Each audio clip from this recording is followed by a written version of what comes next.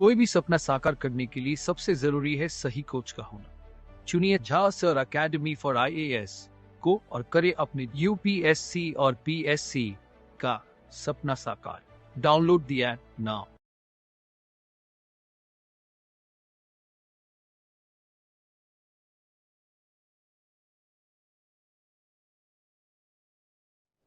This topic is very important. Nutrient based subsidy scheme, पोषक तत्व आधारित सब्सिडी योजना। So recently cabinet committee on economic affairs, जिसके head हमारे ऑनरेबल प्राइम मिनिस्टर हैं, अप्रूव किया है इन्होंने 51,875 करोड़ की सब्सिडी। और किस चीज के लिए? फॉस्फेटिक और पोटेशिक फर्टिलाइजर के लिए, राइट। फॉस्फेटिक और पोटेशिक फर्टिलाइजर जो है वो मेजर न्यूट्रिएंट है या माइक्रो है या मैक्रो? माइक्रो न्यूट्रिएंट्स है, नहीं मैक्रो है। मेजर तौर पर, जैसे मेजर अपन बोलते हैं ना कि मेजर तौर पर प्लांट को एनपीके की जो है वो जरूरत होती है, अपन ने पढ़ा था ना, नाइट्रोजन, फास्फोरस और पोटेशियम, तो ये वही है। तो राबी सीजन के लिए जो है ये इन्होंने ये चीज जो है वो करी है। तो ये फैक्ट थोड़ा सा बस जनरली ध्यान में रखना। बाकी ये स्कीम हम लोग के लिए काम की है, nutrient based subsidy scheme, right. ठीक है, तो न्यूट्रिएंट बेस्ड सब्सिडी स्कीम की बात करें तो इसको इंप्लीमेंट किया गया है सिंस 2010 डिपार्टमेंट ऑफ फर्टिलाइजर्स के द्वारा, क्योंकि न्यूट्रिएंट प्लांट को चाहिए, न्यूट्रिएंट क्रॉप को चाहिए न्यूट्रिएंट, तो उसके लिए ये स्कीम जो है वो बताई जा रही है। सो न्यूट्रिएंट बेस्ड सब्सिडी जो पॉलिसी है, तो वो एक फिक्स्ड रेट हम लोग को देखने को मिलता है, जिसमें सब्सिडी का जो अनाउंस कर दिया जाता है। देखो किन किन के लिए? नाइट्रोजन, फॉस्फोरस, पोटैश और सल्फर। तो एनपीके तो वैसे मेजर न्यूट्रिएंट्स के तौर पर, यानी कि प्लांट को सबसे ज्यादा मेजर तौर पर, मैक्रो तौर पर जो है वो उसकी जरूरत जो है वो पड़ती है। सो गवर्नमेंट जो है वो अवेलेबल करा रही है फर्टिलाइजर, जो कि यूरिया हम लोग को देखने को मिलता है, और 25 ग्रेड जो है ये पोटेशियम और इसके लिए फॉस्फोरस फर्टिलाइजर के लिए जो है वो प्रोवाइड किए जा रहे हैं फार्मर्स को सब्सिडाइज रेट में, राइट। फिर ये है PM promotion of alternate nutrients for agriculture management योजना, पीएम प्रणाम योजना। तो क्वेश्चन कभी कभी ये भी आ सकता है, डायरेक्टली प्रणाम लिख दें, पूरा फुल फॉर्म जो है वो ना लिखें। तो आपको ये चीज जो है पता होनी चाहिए कि ऑल्टरनेट न्यूट्रिएंट जो है एग्रीकल्चर के लिए प्रोवाइड कराने की स्कीम हम लोग को देखने को मिल रही है। इसका मेन एम ये है to bring down the subsidy burden on chemical fertiliser, मतलब ऑर्गेनिक करने का मेन एम है। सीधी सीधी चीज जो है ये समझ में आ रही है, राइट। केमिकल फर्टिलाइजर जो है वो, जैसे यूरिया की अगर हम बात करें तो देखो यूरिया में जो है वो इंक्रीज हम लोग को देखने को मिल रहा है, राइट। और फिर हरी एक चीज की बात करो आप, तो ऑलमोस्ट सभी में हम लोग को इंक्रीज जो है वो देखने को मिल रहा है। तो मेन फोकस जो है वो किस चीज का है कि हम लोग को ऑर्गेनिक की तरफ जो है वो लेकर जाना है धीरे धीरे करके। तो scheme will have no separate budget and will finance through the saving of existing fertiliser subsidy, यानी कि जो ऑलरेडी सब्सिडी वाली स्कीम चल रही है फर्टिलाइजर से रिलेटेड, तो उसी से इसका फंड आएगा, अलग से कोई और इसका बजट नहीं बनाया जाएगा। तो ये पॉइंट बस एक सिंपल सा बस ध्यान में रखना है कि इसका सेपरेट बजट नहीं होगा इस पर्टिकुलर स्कीम का, राइट। और 50% जो सब्सिडी सेविंग जो है ये पास ऑन की जाएगी एज अ ग्रांट के तौर पर स्टेट्स को, राइट। और 70% जो है वो ग्रांट प्रोवाइड किया जाएगा इस स्कीम के थ्रू, और उसका उपयोग जो है वो किया जाएगा एसेट क्रिएशन के लिए, राइट। जैसे कि टेक्नोलॉजी एडॉप्शन करना, ऑल्टरनेटिव फर्टिलाइजर्स या मैन्योर या ऑर्गेनिक फार्मिंग के पॉइंट ऑफ व्यू से, राइट।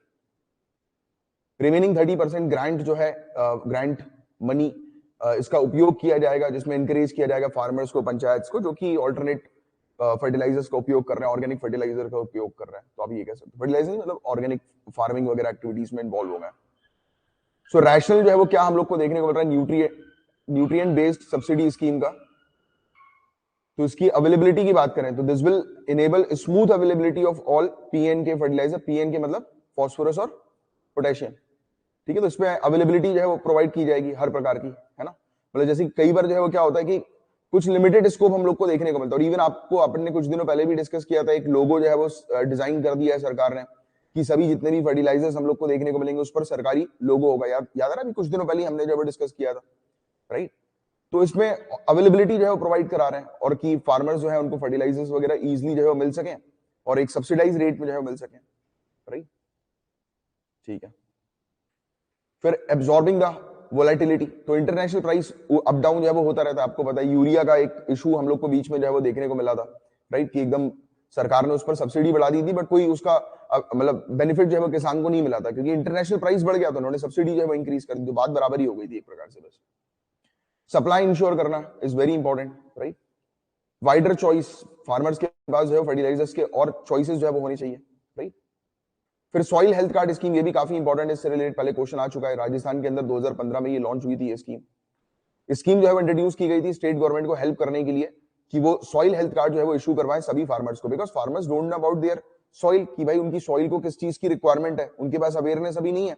तो हम क्या कर रहे हैं अभी, साइंटिस्ट रिसर्चर्स की मदद से सबसे पहले तो सॉइल की क्वालिटी जो है वो चेक करवा रहे हैं, और फिर किसान को बता रहे हैं कि आपकी सॉइल में किस चीज की कमी है, तो आप इसको ऐड करेंगे तब आपको अच्छी ईल्ड मिलेगी, यानी कि अच्छी उपज जो है वो आपकी यहाँ होगी, राइट। तो ये पॉइंट है मेजर तौर पर इस स्कीम का, ठीक है। सभी फार्मर्स को हमारी कंट्री के सॉइल हेल्थ कार्ड इशू करना इसका मेन ऑब्जेक्टिव था। सॉइल हेल्थ कार्ड जो है वो इंफॉर्मेशन प्रोवाइड कराता है, न्यूट्रिएंट स्टेटस प्रोवाइड कराता है कि मिट्टी का न्यूट्रिएंट स्टेटस कैसा है, रिकमेंड भी करता है कि आपको कितना न्यूट्रिएंट कितनी मात्रा में जो है डालना है, क्योंकि ज्यादा मात्रा में डाल दोगे तो डैमेज हो जाएगा, राइट। तो ये चीज है। और ठीक है, ऑब्जेक्टिव क्या है कि इशू करना सॉइल हेल्थ कार्ड हर 2 सालों में सभी फार्मर्स को, so as to provide a basis to address nutrient deficiency, तो अपने ऑलरेडी कवर कर ही लिया। स्ट्रेंथन करना सॉइल टेस्टिंग लेबोरेटरीज अच्छी तरीके से फंक्शन करें, राइट।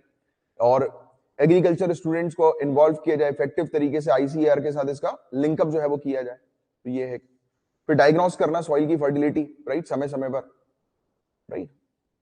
एक स्टैंडर्डाइज प्रोसीजर जो है वो सेटअप करना कि सॉइल को जो है वो कैसे टेस्ट करना है, उसका एक ऐसा प्रोसीजर जो हर जगह एप्लीकेबल हो, राइट। डेवलप और प्रमोट करना soil test based nutrient management, right. Provide कराना फाइनेंशियल असिस्टेंस फार्मर्स को, राइट। और इसके अलावा कैपेसिटी जो है डिस्ट्रिक्ट की और स्टेट लेवल स्टाफ की, उसको जो है वो बिल्डअप करना, और end of progressive farmers for promotion of nutrient management practices. अब फार्मर्स को भी बताना पड़ेगा कि आपको कितनी मात्रा में जो है वो ऐड ऑन कर रहा है, तो वो उस काइंड की इंफॉर्मेशन, अवेयरनेस या नॉलेज बोल लो, आपको फार्मर्स को प्रोवाइड कराना।